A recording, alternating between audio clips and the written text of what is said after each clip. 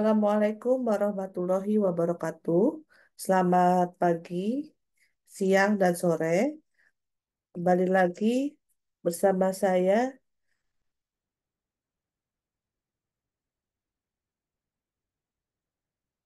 Baik, kembali lagi bersama saya, Ibu Riris. Statistik dan probabilitas. Di pertemuan kali ini, saya akan mengajak kalian membahas terkait bagaimana kita mengoperasikan atau bagaimana kita menguji analisis validitas dan reliabilitas suatu kuesioner.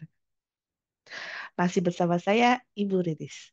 Simak dan saksikan bagaimana penjelasan lebih rinci terkait analisis validitas dan reliabilitas suatu kuesioner.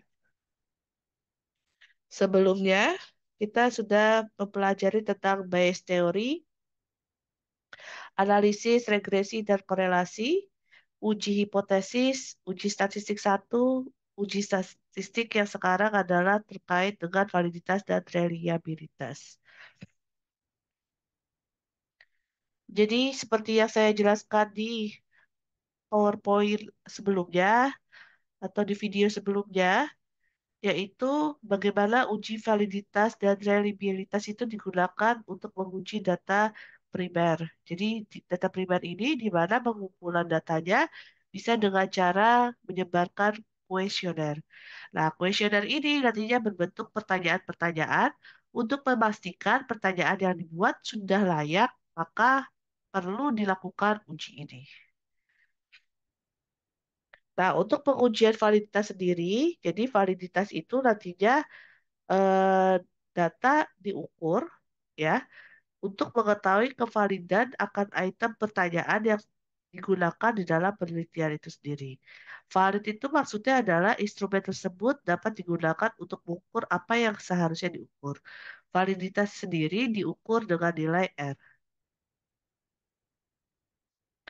Nah, untuk pengujian validitas sendiri, ada namanya uji kriteria. Jadi tadi kan pengukuran alat ukuran namanya R, koefisiennya. Nah, jika R hitung lebih besar daripada R table, itu sama dengan butir pertanyaan yang diajukan itu valid. Namun, jika R hitung ternyata kurang dari nilai R table, berarti sama dengan butir pertanyaan yang kita ajukan itu tidak valid. Jadi cara mencari Airtable, kalian bisa lihat link berikut ini, tinggal diklik saja. Jadi di sini bisa langsung kalian lihat. Nah, tinggal diklik saja. Nah, nanti akan mengarahkan tabel R, yaitu koefisien korelasi sederhana. Jadi cara membacanya, jadi biasanya ada namanya tingkat signifikansi atau tingkat kepercayaan. Nah, yang kita gunakan biasanya yang 0,05 atau 5%. Nah, 5% ini kita lihat nilai DF ya. DF-nya itu adalah jumlah data yang ada, kita kurangi 2. Misalkan ternyata jumlah datanya 30, berarti nilai DF-nya adalah 28. Nah, 28, nah kita cari 28, maka nilai eh, tingkat signifikan dan DF-nya kita dapatkan nilai R. Nilai R-nya sama dengan 0,3061.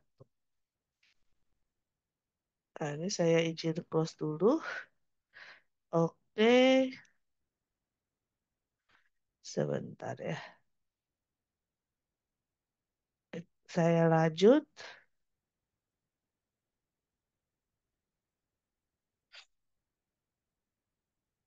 Nah, dalam pengujian reliabilitas sendiri, reliabilitas itu kemarin sudah saya jelaskan artinya adalah keandalan.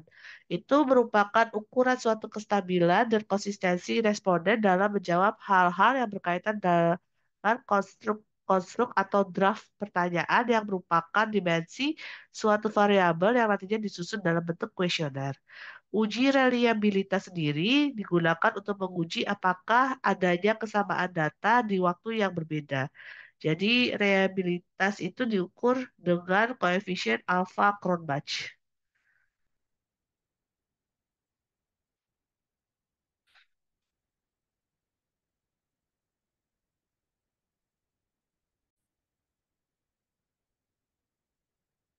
Kita lanjut.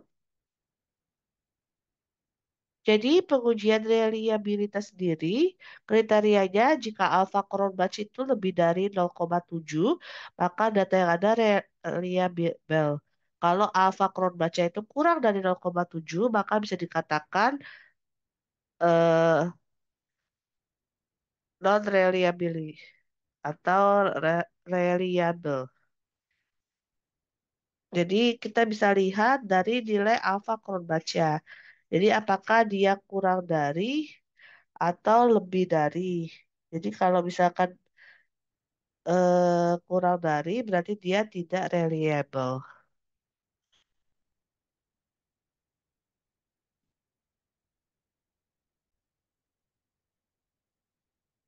Nah, kita lanjut.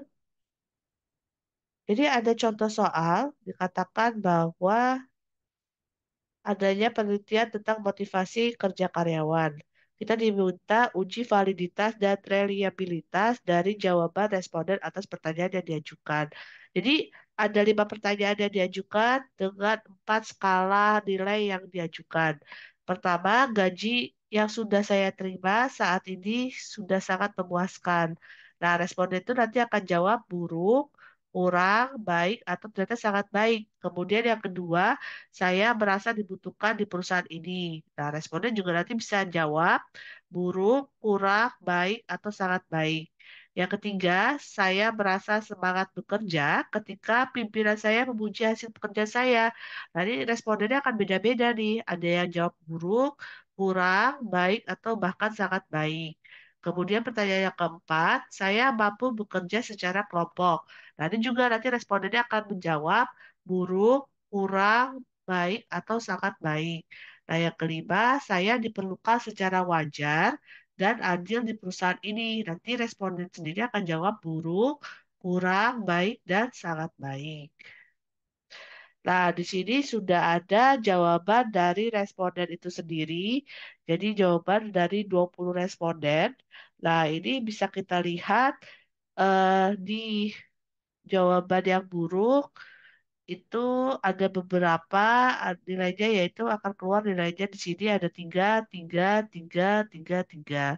Tiga itu artinya jawaban atas nilai yang buruk atau jawaban atas pertanyaan yang pertama dan kedua.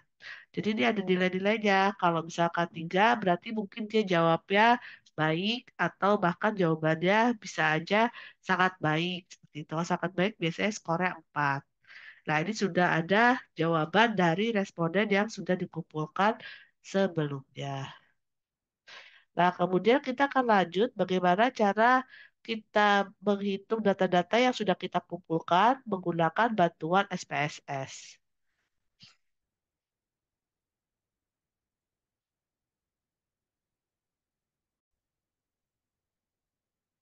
Baik, selanjutnya kita coba menganalisa data-data yang sudah tersedia pada lembar yang tadi ke dalam bantuan software SPSS. Sebelumnya nanti akan muncul data seperti ini. Langkah pertama kita melakukan pengisian data SPSS itu sendiri. Kita buka view, kemudian kita masukkan 5 variabel yang sudah ada di dalam soal itu sendiri.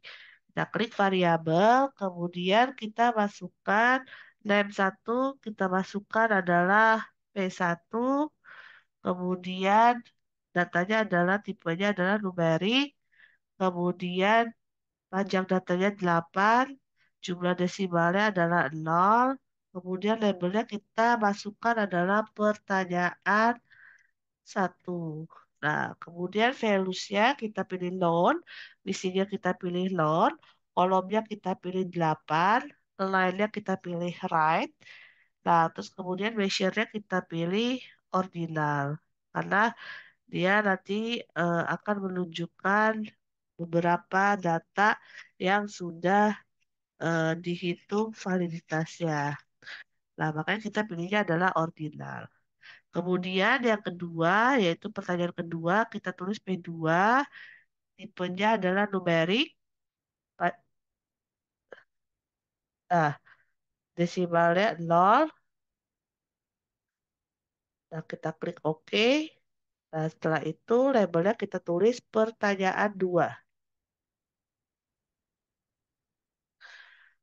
Nah, values-nya kita kosongkan, bisinya kita kosongkan, kolomnya kita isi 8, kemudian align-nya kita pilih yang kanan, kemudian measure-nya kita pilih juga yang ordinal. Nah, terus kemudian pertanyaan 3, kita ketik P3, tipenya juga numerik, lebar datanya 8, desimalnya 0, kemudian kita tulis pertanyaan 3. Pertanyaan 3. Nah, terus kemudian di pertanyaan 3 itu sendiri, kita pilih align-nya kanan, kolomnya 8, kemudian measure-nya kita pilih juga ordinal. Terus variabel keempat, kita masukkan variabel keempat, kita tulis P4, ini ya numerik, kemudian within 8, dan dia tanpa desimal. Makanya saya nolkan. Terus di sini ya labelnya adalah pertanyaan 4. Karena tadi ada 5 pertanyaan tuh ya. Nah, ini kita masukkan. Jadinya kolomnya 8, lainnya juga kanan. Pilihnya yang di measure adalah ordinal. Nah, kemudian yang terakhir kita masukkan pertanyaan yang kelima ya. Kita masukkan di sini adalah P5.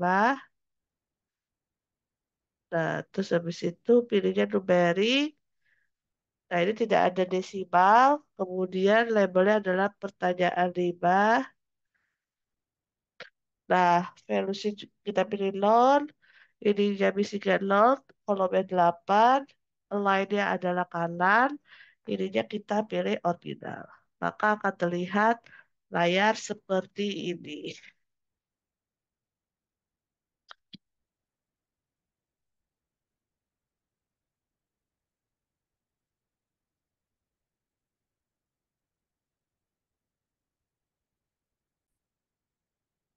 Nah, setelah kita melakukan pengisian SPSS, kita lanjutkan dengan pengisian data. Nah, caranya adalah kita klik lagi, view, kemudian kita pilih data. Nanti akan muncul seperti ini. Nah, kemudian kita masukkan data yang sudah ada nilainya yang tadi. Nanti kita masukkan semuanya. Seterusnya di sini juga kita masukkan. Nah, ini juga kita masukkan. Nah, setelah itu nanti tinggal dilanjutkan sampai dengan data itu selesai.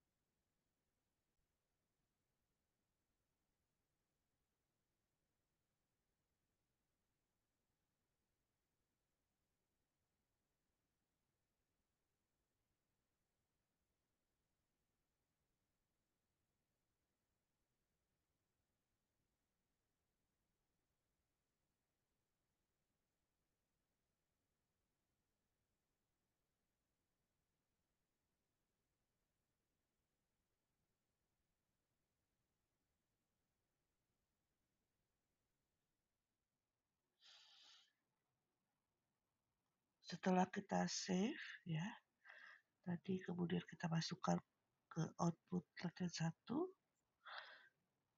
kita kemudian klik save dan kita simpan sebagai hasil output. Kemudian kita menganalisa output SPSS dan analisisnya. Di sini ada scale all variable, ada data validitas, dan juga persentase kegagalannya. Di sini SQT adalah 0 dan semua data adalah valid 100%. Dan ini juga ada reliabilitas statistiknya dengan hasil contrast alfanya dari 5 data yang sudah ada. Setelah itu kita lihat dari data yang tadi ya, kita lihat scale variasinya, data validitas, dan data reliabilitas dari contrast alfanya. Kemudian hasilnya tadi kita masukkan ke dalam tabel output SPSS ini.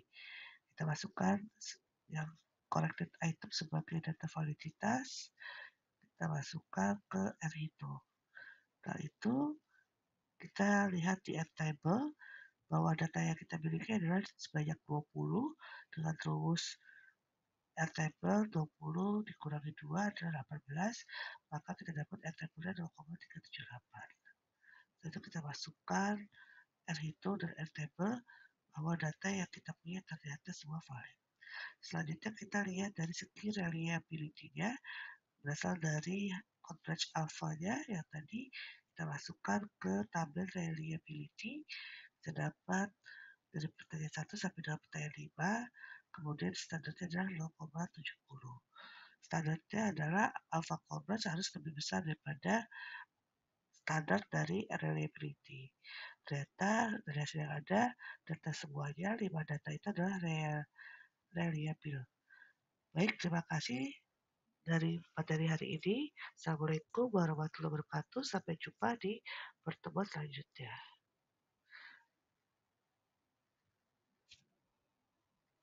Jangan lupa subscribe at Pratika Engineering ya. Terima kasih semuanya. Sampai jumpa di kelas Ibu Riri selanjutnya. Bye.